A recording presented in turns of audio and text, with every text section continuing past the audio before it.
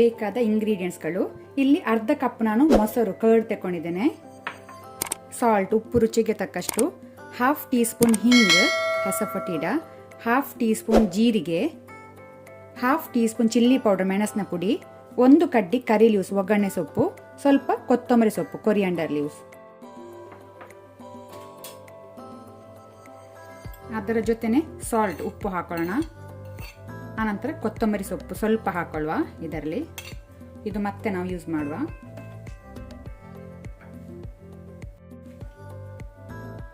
ಇದನ್ನೀಗ ಒಳ್ಳೆ ರೀತಿ ವಿಸ್ಕ್ ಮಾಡಬೇಕು ನಾವು.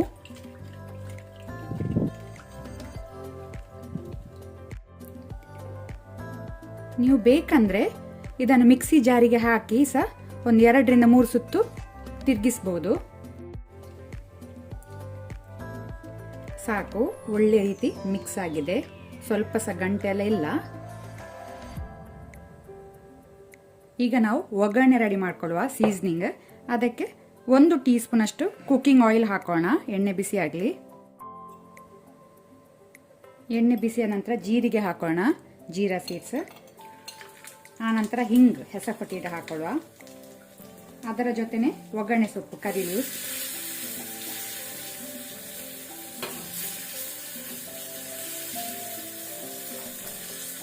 ಫ್ಲೇಮನ್ನು ನಾನು ಲೋ ಅಲ್ಲಿ ಇಟ್ಕೊಂಡಿದ್ದೇನೆ.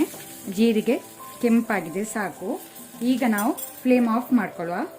ಫ್ಲೇಮ್ ಆಫ್ ಮಾಡಿ ನಂತರ ನಾವು ಚಿಲ್ಲಿ ಪೌಡರ್ ಹಾಕೋಣ, ಮೆಣಸಿನ ಪುಡಿ. ಆನಂತರ ಕೊತ್ತಂಬರಿ ಸೊಪ್ಪು ಸಹ ಅದಕ್ಕೆ ಹಾಕೊಳ್ಳೋಣ, ಸಾಕು.